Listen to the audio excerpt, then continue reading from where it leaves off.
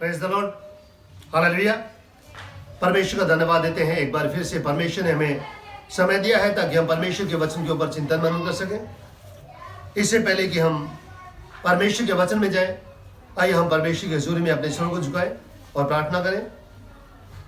निहायत ही मेहरबान खुदा, हम तेरा धन्यवाद देते हैं आज के सुंदर सुनहरे समय के लिए। तूने समय दिया ताकि हम तेरे कदमों में अपने सिरों को झुकाकर तुझसे प्रार्थना कर सके, तेरा नाम ले सके, तेरे नाम को धन्यवाद बारक कह सके। आज के तेरे लिए सुंदर सुनहरे समय के लिए तेरा बहुत बहुत धन्यवाद देते हैं। गुजारिश करते हैं, मेहनत करते हैं खुदा, यहाँ पर जो भी तेरे पवित्र वचन में से बताया जाए, समझाया जाए, सिखाया जाए, मैं नहीं बल्कि तेरा पवित्र आत्मा मुझ में होकर बातचीत कर सके।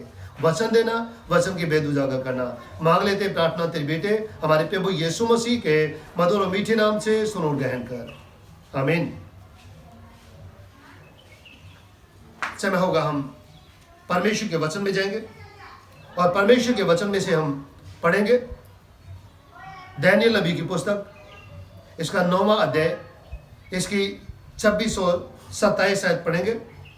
दानियेल नबी की पुस्तक, इसका 9 अध्याय, इसकी 26 और 27 आयत मैं आप लोगों के सामने पढ़ूंगा। यहाँ पर लिखा है,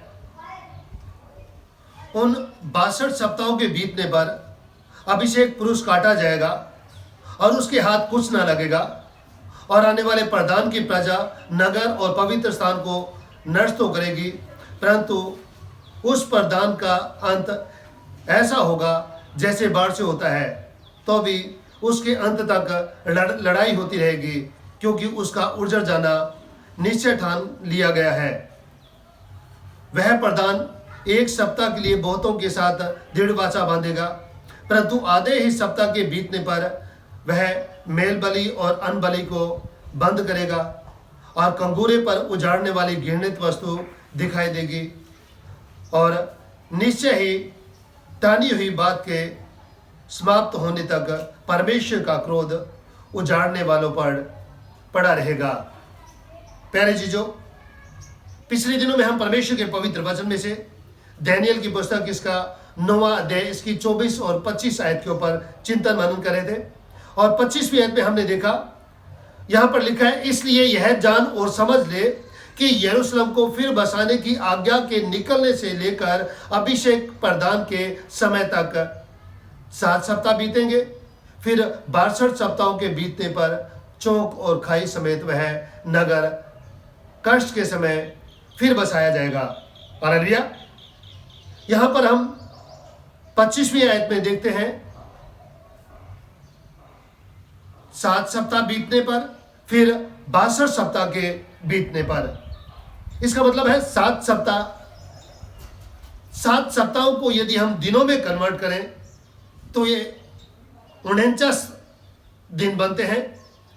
और यदि हम गिनती की पुस्तक, जिस तरह हमने पिछले दिनों में परमेश्वर के पवित्र वचन में से, परमेश्वर के वचन में से सीखा, गिनती की पुस्तक, इसका 14 अध्याय, इसकी 34 आयत को पढ़े तो वहां पर एक दिन 1 वर्ष के बराबर समझा गया है।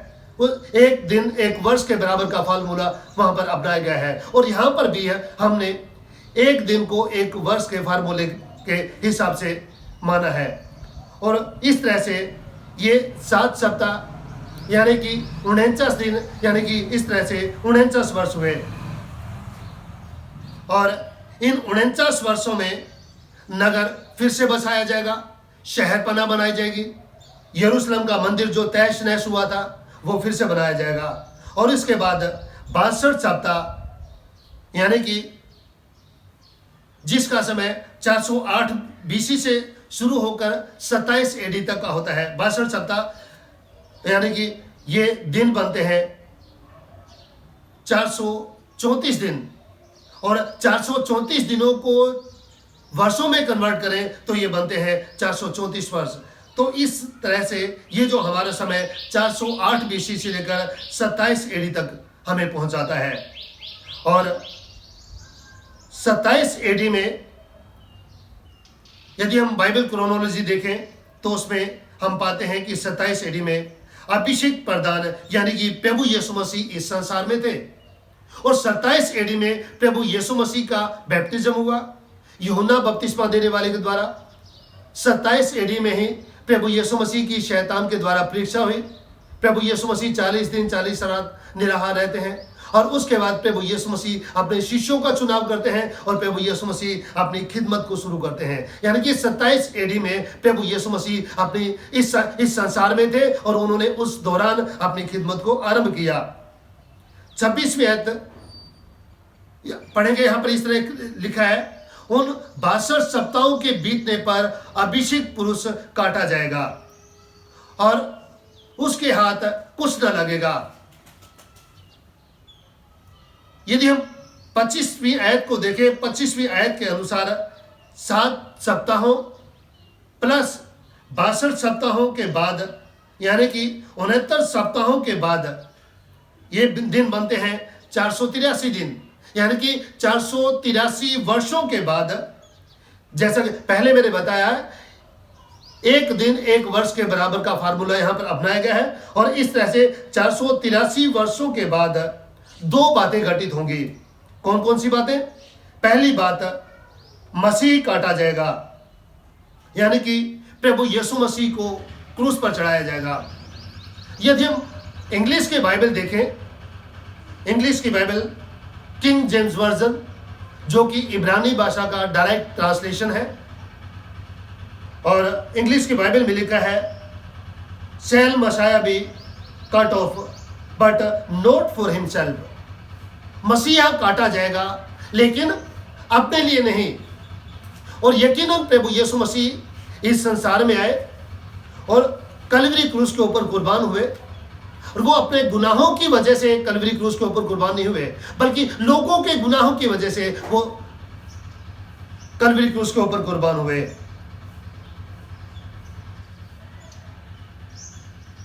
और दूसरी बात जो घटित होगी वो ये है कि आने वाले प्रधान के लोग नगर और पवित्र स्थान को नष्ट करेंगे।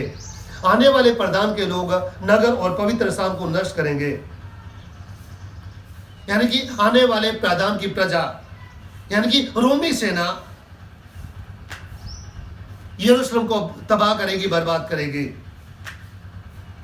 जब हम वचन में पढ़ते हैं तो वचन में पाते हैं जो आने वाला प्रधान है, यानी कि जो रोमी प्रजा है, वो यरूशलेम के लोगों को, यहूदी लोगों को तबाह करेगी, बर्बाद करेगी, यरूशलेम को तहस नहस करेगी, और साथ ही साथ जो परमेश्वर के लोग हैं उन्हें तरह तरह की यातनाएं देगी।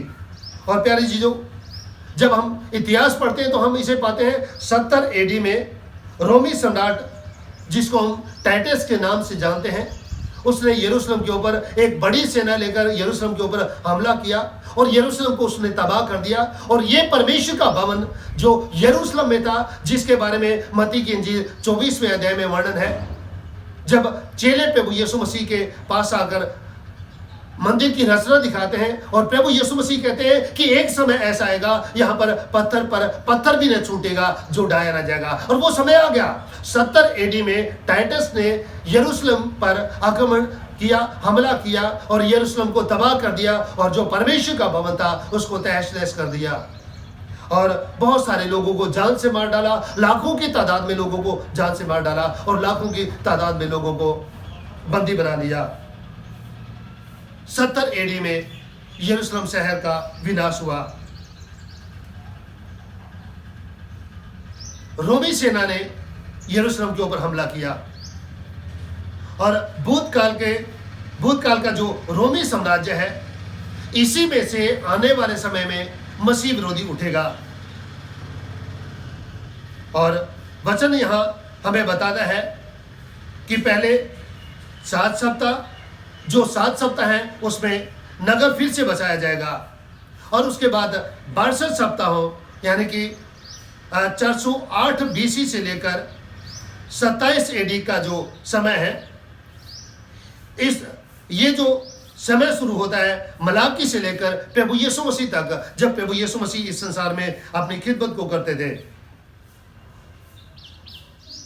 और आखिरी का जो एक सप्ताह है, एक सप्ताह के मध्य में मसीह काटा जाएगा। हालेलुया।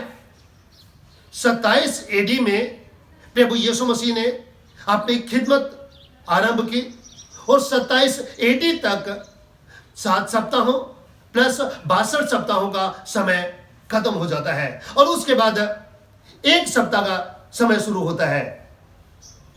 और ये जो एक सप्ताह है, वचन हमें बताता है 26वीं आयत में लिखा है, उन 62 सप्ताहों के बीतने पर अभिषेक पुरुष काटा जाएगा और उसके हाथ कुछ न लगेगा और आने वाले प्रधान की प्रजा नगर और पवित्र स्थान को नष्ट करेगी, परंतु उस प्रधान का अंत ऐसा होगा जैसे बाढ़ से होता है, तो भी उसके अंत तक लड़ाई होती रहेगी, क्योंकि उसका उजड़ जाना निश्चय ठान लिया गया है। वह प्रधान एक सप्ताह के लिए बहुतों के साथ दृढ़ वाचा बांधेगा। हालेलुया। उसके बाद 7 सप्ताह, उसके बाद 62 सप्ताह, टोटल होते हैं 69 सप्ताह और 69 सप्ताहों के बाद एक सप्ताह बाकी रह जाता है। और ये जो एक सप्ताह है, इस एक सप्ताह में से 3.5 सप्ताह है, उनमें प्रभु यीशु मसीह इस संसार में अपनी सेवकाई को करते हैं और इन्हीं 3.5 वर्षों के अंत में प्रभु यीशु मसीह को क्रूस पर चढ़ाया जाता है। और बाकी के जो 3.5 वर्ष रह गए हैं, उन यीशु मसीह को क्रूस पर चढ़ाने के बाद प्रभु यीशु मसीह मृतकों में से जीवित हुए। उसके बाद प्रभु यीशु मसीह अपने शिष्यों से मिलते हैं और अपने शिष्यों को आगे देते हैं। जितने मत्ती की इंजील इसका 28वां अध्याय पढ़े, उसकी 18 और 19 आयत में प्रभु यीशु मसीह अपने शिष्यों को अधिकार देते हैं। कहते हैं कि स्वर्ग और पृथ्वी का सारा अधिकार मुझे दिया गया है, इसलिए तुम जाओ और सब जातियों के लोगों को चेला बनाओ और उन्हें पिता, पुत्र और पवित्र आत्मा के नाम से बपतिस्मा दो। हालेलुया। प्रभु यीशु मसीह ने अपने शिष्यों को अधिकार दिया 3.5 वर्ष के बाद कि तुम जाओ और सारे संसार में जाकर सुसमाचार का प्रचार करो। हालेलुया। और वचन हमें बताता है, यदि हम प्रेरितों की पुस्तक पढ़ें उसका पहला अध्याय, तो प्रभु यीशु मसीह के चेले जगह जगह जाके परमेश्वर के वचन की बराबरी करते हैं। और इस तरह 34 एडी में ये एक सप्ताह का समय भी समाप्त हो जाता है। और इस तरह दानियेल नबी के द्वारा की गई भविष्यवाणी 70 सप्ताहों का जो समय है वो 34 एडी में समाप्त होता है। और 27 आयत को जब हम पढ़ते हैं तो यहां परमेश्वर का वचन हमें सिखाता है। 27वें आयत में लिखा है, वह प्रधान एक सप्ताह के लिए बहुतों के साथ दृढ़ वाचा बांधेगा, परंतु आधा ही सप्ताह के बीतने पर मेल बलि और अन्न बलि को बंद करेगा। हालेलुया। यहां पर हम यदि वचन को ध्यान से पढ़ें तो यहां पर हम पाते हैं कि वचन आने वाले मसीह विरोधी के बारे में बात करता है। हालेलुया। वचन यहां पर एंटी क्राइस्ट के बारे में बात करता है और एंटी क्राइस्ट के बारे में परमेश्वर का वचन कहता है कि मसीह विरोधी एक सप्ताह के लिए बहुतों के साथ दृढ़ वाचा बांधेगा। और ये मसीह विरोधी अभी तक आया नहीं है, आने वाले समय में भविष्य में आएगा।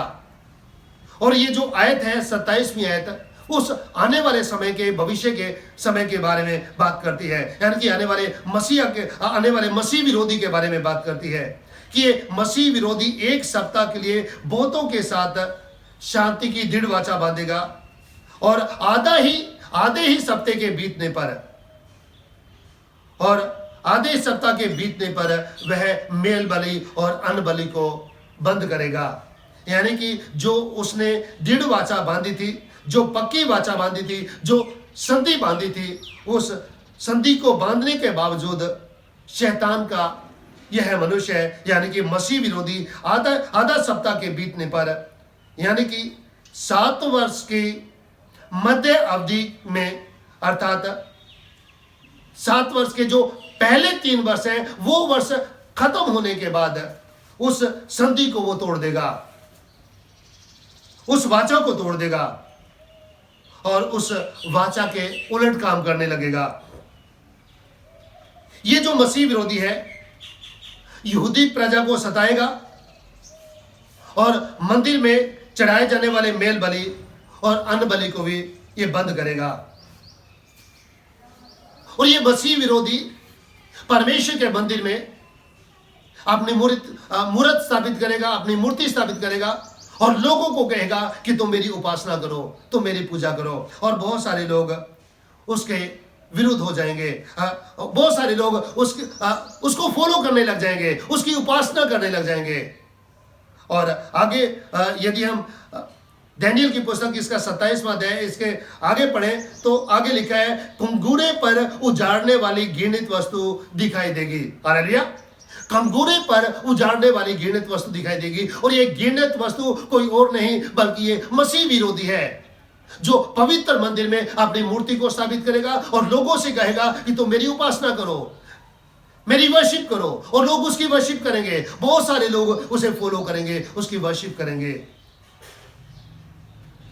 इसके बारे में परमेश्वर का वचन कहता है, दूसरा थिस्सलुनीकियों 2 अध्याय इसकी 4 आयत में परमेश्वर का वचन मसीह विरोधी के बारे में बात करता है। 2 थिस्सलुनीकियों 2 अध्याय 4 आयत में परमेश्वर का वचन कहता है मसीह विरोधी के बारे में, जो विरोध करता है और हर एक से जो ईश्वर या पूज्य कहलाता है अपने आप को बड़ा ठहराता है। ये मसीह विरोधी अपने आप को ईश्वर ठहराता है या पूज्य ठहराता है, अपने आप को सबसे बड़ा ठहराता है, यहां तक कि वह परमेश्वर के मंदिर में बैठकर अपने आप को ईश्वर ठहराता है। हालेलुया।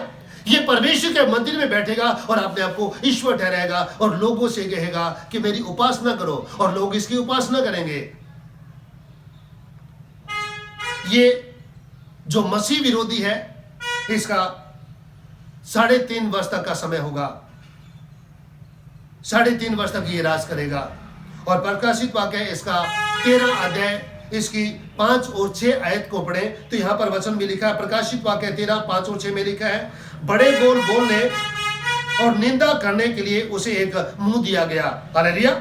इस मसीह विरोधी को बड़े बोल बोलने और निंदा करने के लिए एक मुंह दिया गया और उसे 42 महीनों तक काम करने का अधिकार दिया गया। हालेलुया। यूहन्ना भी यहां पर जो दर्शन देखता है, यूहन्ना को बताया जाता है कि ये जो मसीह विरोधी है इसे 42 महीने का समय दिया जाएगा। हालेलुया। और यदि 42 महीनों को हम सालों में कन्वर्ट करें तो प्यारे अजीजों ये बनते हैं 3.5 वर्ष। और यदि हम दानियेल की पुस्तक को देखें तो दानियेल की पुस्तक में 3.5 वर्ष लिखा है। आधा सप्ताह के बीतने पर यानी कि 3.5 वर्ष बीतने पर यदि 3.5 वर्षों को हम महीनों में कन्वर्ट करें तो ये बनते हैं 42 महीने। हालेलुया।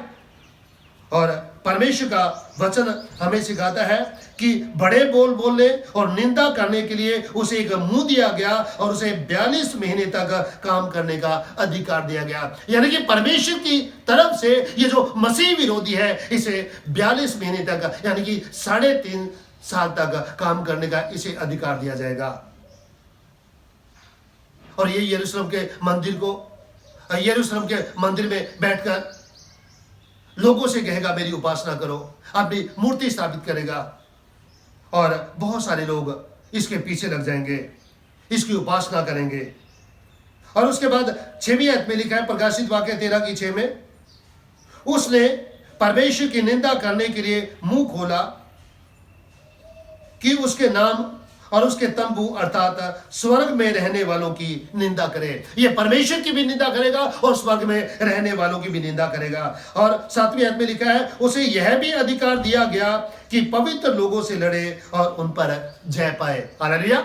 ये मसीह विरोधी पवित्र लोगों से लड़ेगा, परमेश्वर के लोगों से लड़ेगा और उनके ऊपर जय प्राप्त करेगा। और उसे हर एक कुल और हर लोग और भाषा और जाति पर अधिकार दिया गया। यानी कि ये जो मसीह विरोधी है इसे परमेश्वर की तरफ से अधिकार दिया जाएगा ताकि ये पवित्र लोगों से लड़े, उनके ऊपर जय प्राप्त करे और हर एक कुल और लोग और भाषा और जाति पर इसे अधिकार दिया जाएगा।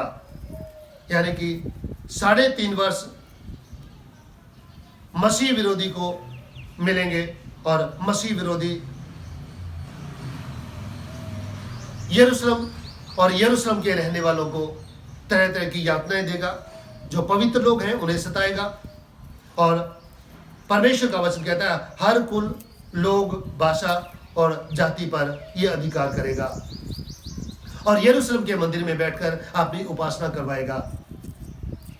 और प्रकाशित वाक्य की पुस्तक इसका 11 अध्याय इसकी दूसरी आयत के अनुसार यरूशलेम अन्य जातियों के द्वारा रौंदा जाएगा। प्यारे जीजो, परमेश्वर का वचन हमें सिखाता है कि उजाड़ने वाली घृणित वस्तु एक पक्का चिन्ह देगी कि ये महाक्लेश का समय आरंभ हो गया है। डैनियल की पुस्तक इसका 9वां अध्याय इसकी 27वीं आयत के आखिरी हिस्से में लिखा है, निश्चय ही ठानी हुई बात के समाप्त होने तक परमेश्वर का क्रोध उजाड़ने वालों पर पड़ा रहेगा। हालेलुया।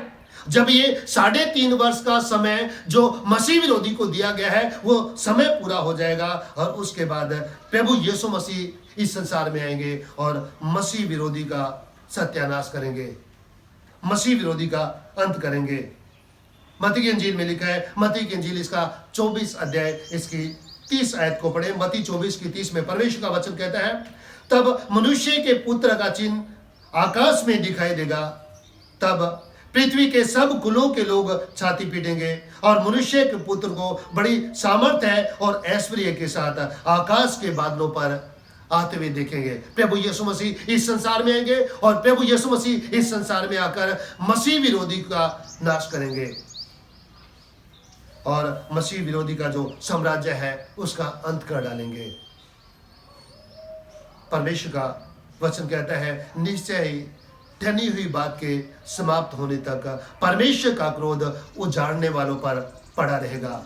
यानी कि प्रभु यीशु मसीह आएंगे और प्रभु यीशु मसीह मसीह विरोधी के साम्राज्य का अंत करेंगे, उसको पराजित करेंगे और अपना राज्य स्थापित करेंगे। परमेश्वर इन वचनों के द्वारा हम सभी को आशीष दे और होने दे कि आज का पवित्र वचन हम सभी के जीवन में बहुत ऐसे आशीषें और भक्ति लेकर आने वाले उसके। और आने वाले समय में प्यारे जीजो, हम डैनियल की पुस्तक इसका 10वां, 11वां और 12वां अध्याय के ऊपर हम इन अध्यायों के ऊपर चिंतन मनन करेंगे। परमेश्वर इन वचनों के द्वारा हम सभी को आशीष दे।